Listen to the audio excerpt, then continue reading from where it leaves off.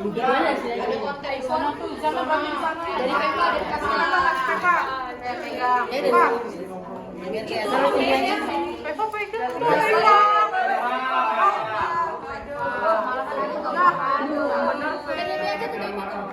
Gini aja kelihatan. Ya, oke. Kita mulai ya. Kita mau mengukur CPP. Yang masang CPP itu adalah wewenang dokter. Kenapa? Karena dia masuk sampai ke bawah kulit. Jadi masuk ke pembuluh darah besar, vena. Ya, biasanya diambil di vena-vena besar, ya. Di area sini, kemudian di brachialis, di area sternum, brachialis, tergantung ya, atau femoralis. Ya, tergantung di mana dokter ingin mengambilnya. Artinya dia akan mencari vena yang lurus dan besar dan dia langsung mengacu ke jantung. Ya, makanya bukan kapasitas kita untuk memasang. Kenapa? Karena kalau udara yang masuk itu akan langsung lari ke jantung. Sehingga pastinya dapat menimbulkan emboli. Jadi harus hati-hati. Ya. Kenapa? Karena tadi oksigennya atau udaranya yang kita masukkan itu langsung ke jantung. Beda kan kalau sama yang perifer di sini. Ya nggak, dia akan masuk ke pembuluh darah kecil, baru dia akan masuk ke jantung. Dan prosesnya itu butuh waktu yang 0,0 sekian. Jadi kalau misalnya terpaksa pada saat kita nyuntik udaranya masuk, ya paling kalaupun dia bermasalah 0,00 sekian, tidak akan menimbulkan hal yang berbahaya. Walaupun tidak diperbolehkan, ya sehingga kalau disuntik pastikan udara itu nggak ada. Jelas ya? Oke. Nah sekarang kita mau mengukur CPP. Fungsi dari mengukur CPP adalah satu, kita dapat tahu kondisi kebutuhan cairan pasiennya. Berarti pada pasien ini adalah pasien-pasien yang butuh pengawasan terhadap cairan. Contohnya ada apa? Pasien luka bakar, pasien dehidrasi berat, ya itu dipasang CPP. Kemudian yang kedua, CPP itu digunakan untuk memasukkan obat-obat pekat. Yang kalau dimasukkan ke perifer seperti ini, dia akan cepat plebitis, cepat bengkak. Ya, sehingga alternatif yang lain maka dipasanglah CPP. Ya, central venous pressure. Nah, kalau kita berhubungan dengan cairan tadi, karena tadi kan untuk pasien dehidrasi, berarti kita harus bisa mengukur berapa sih berapa sih tekanan yang ada di tubuh pasien terhadap cairannya. Ya, jadi harus bisa mengukurnya. Tahap yang pertama, posisikan pasien supin seperti ini. Ya. Posisikan pasien supin. Artinya terlentang, lurus seperti ini. Kemudian yang kedua, cari titik nol. Titik nolnya dapat dari mana? Didapat dari ICS keempat. Masih ingat? Interkosta keempat. Ya. Oke, jadi cari titik yang pertama, posisi pasien. Yang kedua, interkosta keempat kamu cari dulu. Dan letaknya di mid aksila. Ya, jadi dihitung 1, 2, 3, 4, letaknya di mid aksila, artinya di bagian tengah. Dapat di sini, kemudian kamu hubungkan secara tegak lurus, ya lurus seperti ini untuk kamu tahu di mana titik nolnya. Oh, ini kalau kali sini berarti artinya masih ketinggian ya, jadi harus diturunkan garisnya. Ya, jadi tidak ada masalah untuk kita mainkan penggarisnya, disesuaikan dengan bed pasiennya. Kalau bed pasiennya tinggi berarti ini kita naikkan. Kalau bed pasiennya rendah seperti ini berarti harus kita oke. Nah, mencari titik nol harus membuat garis tegak lurus. Bisa dengan menggunakan bantuan selang infus atau menggunakan water pass. Ya, water pass itu udah jarang dipakai ya. Kalau misalnya kalian lihat dia kayak hula hoop, tahu? Hula hoop. Nah, hula hoop diisi air. Ya, jadi dia tuh sambungan dari selang seperti ini, kemudian dibuat melingkar dan diisi air. Jadi nanti dipasangnya seperti ini. Dia akan lurus sama. Nah, disitulah titik nolnya. Jadi sebenarnya prinsipnya sama. Intinya kita mencari titik nol. Ya, yang pertama tadi kita posisikan lurus. Yang kedua kita cari titik nol. Di mana titik nolnya itu dari interkosta 4 di mid aksila. Artinya di bagian tengah ketiak. Ya.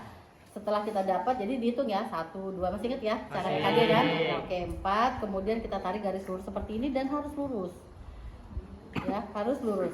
pastikan bahwa dia lurus sejajar dengan mid aksila. Cari titik nolnya dan diingat di sini misalnya titik nol di minus 8 ini kan 0 ya. Kalau turun ke bawah Minus. oke, minus.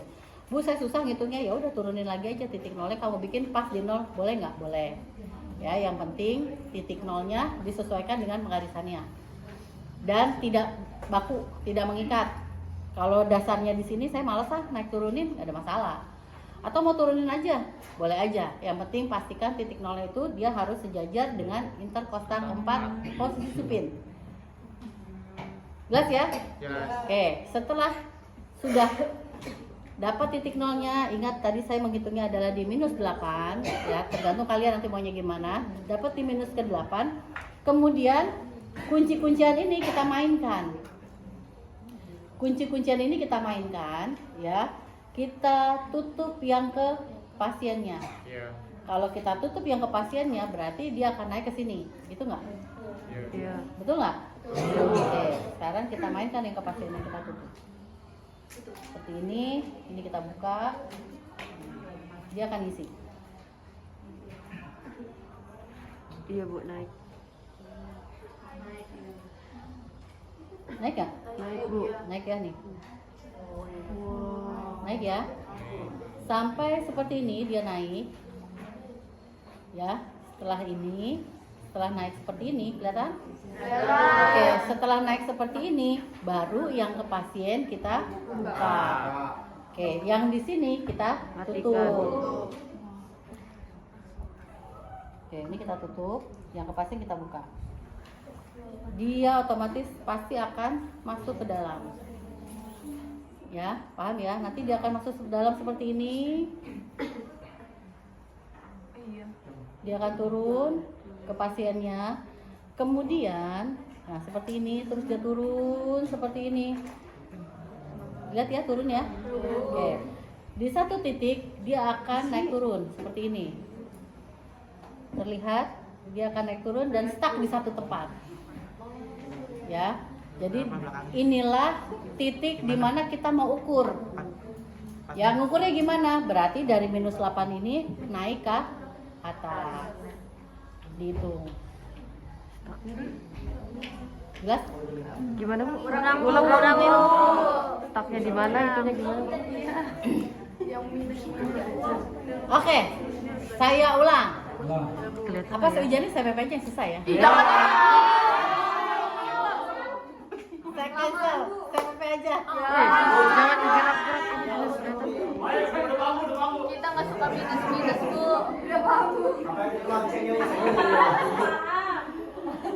Oke, pelan-pelan ya.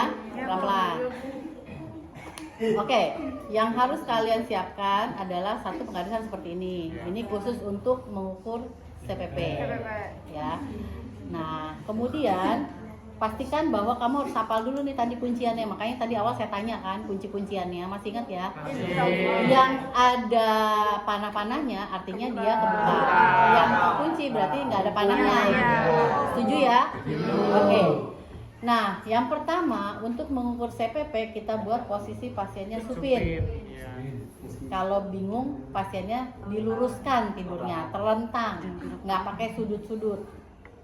Jelas? Oke. Lurus ya? Oke.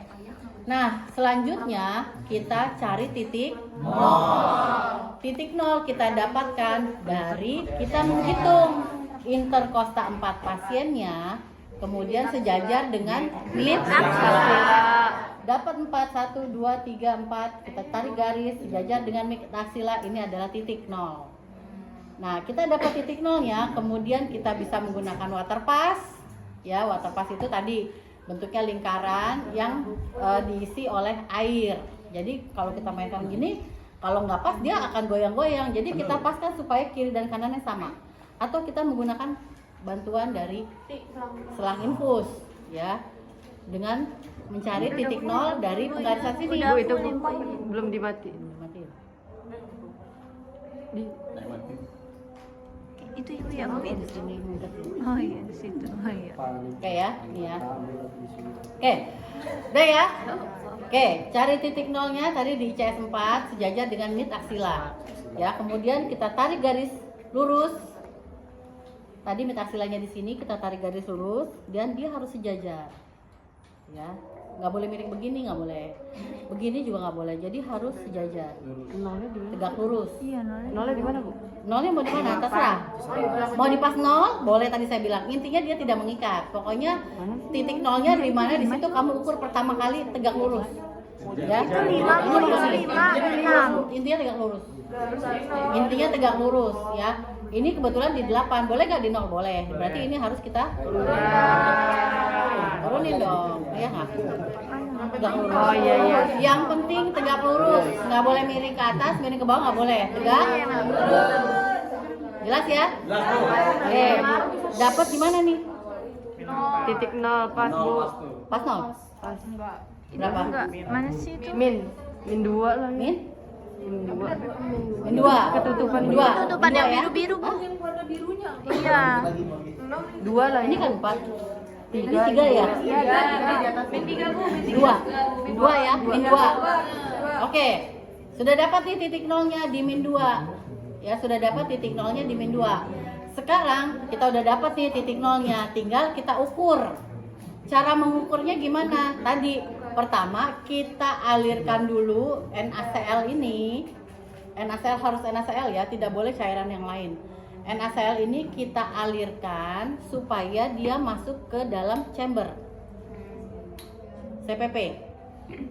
Jelas ya? Jelas. NaCl kita alirkan ke dalam chamber. Oke. Setelah terisi seperti ini, ya, setelah terisi seperti ini, chambernya kita alirkan ke pasiennya. Bisa? Ya udah, sekarang tinggal kita tutup yang ke infusnya, Alirin ke pasien. buka yang ke pasiennya. Pasti dia akan turun mengikuti gaya gravitasi gitu kan? Nah, seperti ini dia akan turun.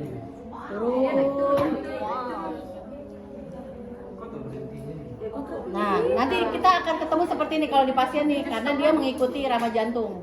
Makanya dia naik turun ya. Itu namanya undulasi. Ya. Nanti akan ketemu undulasi seperti ini. Kamu lihat dia berhentinya di titik berapa? Berapa ini? 14. Berapa? 14,5. 14,5. 14,5. Oke, dari 0 ke 14,5 berarti 14,5. Tambah satu lagi atau tambah 2 tadi? Tambah 2 ya? Tambah 2. Jadi 16,5. 16 karena titik nolnya tadi di min 2. Jadi dapatnya berapa? 16 mm H2O. Rujuk lagi, 16 mm itu normal atau kurang cairan. Ya, jadi kamu harus tahu berapa dasarnya. Dasar dari pengukuran ini. Dan ini itu sangat efektif, terbukti. Kenapa? Karena kita langsung mengukur cairan yang ada di dalam tubuh pasiennya. Gas ya? Oke, kalau yang gampang kan balance cairan ya, intake, output ya. Tapi kalau ini kita mengukur cairan yang ada di dalam Iya, tubuh 16. kebutuhannya. Tapi tadi kamu cuma 16. Ya, sehingga kalau kurang, artinya pasien ini mengalami dehidrasi, maka tetesan infusnya bisa jadi akan ditambahkan. Ya, tergantung dari hasil temuan yang kita lakukan. Dibulatin. Iya, mungkin. Gampang kan? Paham. Kan tadi 16,5 apa 16 aja? Nah, Hmm. Kalau standar pengukurannya itu berapa Bu? Misalnya buat menentukan dia dehidrasi atau dia tidak dehidrasi? Oke, tadi kan ada dasar rujukannya. Rujukannya itu berapa? Kurang dari 10 itu masuknya ke dalam dehidrasi ringan. Kurang dari 10 mm H2O. Kalau misalnya 11, 12, 13 artinya dia masih dalam batas ya. Yang penting dan nilai itu pasti akan berbeda antara satu dengan yang lain dan juga bisa berbeda antara sip pagi, sip sore dan sip malam. Sehingga harus diukur dengan tepat. Ya, kenapa? Karena itu bergantung pada pemenuhan kebutuhan cairan pasiennya. Gitu. Tadi kan dipasang CPP untuk apa? Untuk pasien yang dehidrasi atau membutuhkan obat-obatan yang cut. Ya, sehingga kalau dipasang di perifer dia akan kemungkinan plebitis, maka dipasanglah CPP. Ya, jadi untuk pasien apa? Pastinya untuk pasien gawat dan darurat. Di mana dirawatnya? Di ruang ICU. Kalau di ruangan biasa kita nggak mau pusing, daripada kita suruh ngukur-ngukur, lepas aja infusnya. Apalagi pasien udah nggak ada tanda dehidrasi, berarti kita pindahkan di perifer. Boleh-boleh aja, boleh nggak? Boleh. Tapi pastikan tekanan darahnya normal, pengukuran CPP selama 3 hari dalam batas normal, itu mungkin bisa kita pikirkan untuk kita lepas CPP-nya. Karena apa? Resiko infeksinya akan tinggi. Begitu infeksi masuk ke pembuluh darah besar, maka ada kemungkinan infeksi itu masuk kemana? Iya, ya sehingga beresiko sangat. Iya, sangat beresiko. Jadi perawatan CPP-nya kita harus menggunakan prinsip apa? Masih ingat cara perawatan luka? Masih. Ya, jadi perawatan luka itu sama dengan melakukan perawatan pada CPP. Dia harus steril. Kenapa? Karena mikroorganisme yang mungkin masuk ke dalam lubang CPP itu ada kemungkinan dia akan masuk ke jantung sehingga mengakibatkan infeksi. Ya, jadi tata laksananya harus steril. Ya, tidak boleh tawar. Ya, kenapa? Karena tadi kan dia lubang tusukan sama kayak aboket ya, bisa bayang ya. Dia masuk ke dalam kan? Ya, jadi itu ada kemungkinan dia akan masuk ke jantung. Ya, jadi tugas kalian pada pasien yang terpasang CPP, satu, lakukan perawatan CPP dengan teknik steril. Yang kedua adalah mengukur CPP. Paham ya? Ya, paham. Bisa? Insya Allah. Oke, saya ulang. Coba. Bagaimana cara mengukur CPP? Yang pertama, posisi pasien harus boleh nggak sudut 45 30 derajat? Kalau pasiennya bisa, supin. Tapi kalau pasiennya sesak berat, gimana dong? Supin gimana? Nggak bisa ya? Ya berarti ininya harus ya sebisa mungkin posisinya disupinkan ya, jadi harus supin posisinya. Kemudian yang kedua, cari titik nol. Bagaimana cara mencarinya?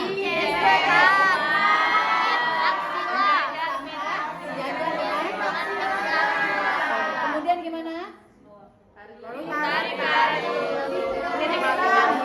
Ukur dulu ya, sejajar dengan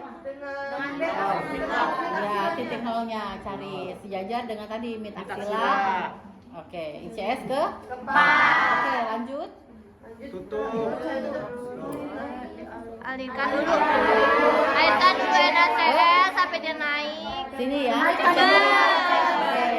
Kemudian dari chamber ke pasien. kemudian di satu titik dia akan berhenti atau namanya apa tadi? Undulasi. Kemudian dihitung dari di mana kita menentukan titik jelas? Ada yang mau ditanya? Aman Bu. AGD ya Bu. Oke, ada pertanyaan nggak? Yakin bisa? Oh iya, silakan.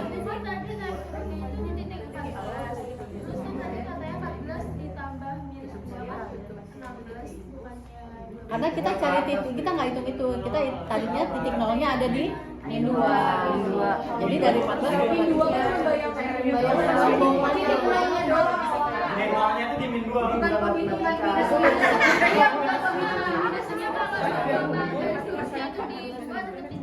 Iya,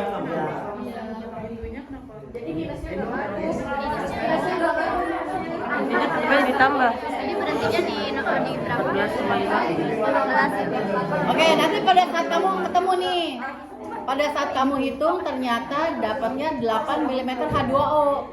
Terus kesimpulannya apa? Indikasi pasiennya segera lapor ke DPJP, adakah cairan ini ditambahkan? Dari mana? Dari hasil pemeriksaan yang kalian lakukan. Perlu nggak ukur? Perlu banget ya, terutama pada pasien-pasien tadi. Harus diukur. Nah kalau misalnya berlebih, boleh nggak? Nggak boleh, terutama pada pasien-pasien dengan riwayat jantung yang harus restriksi cairan, harus dibatasi cairannya. Tapi diguyur nih, dibuktikan dengan nilai CPP yang berlebih. Maka yang harus dilakukan adalah mengeluarkan cairan. Oke, jelas? Siap. Pulang. Iya. Coba dulu pasti sini satu baru pulang.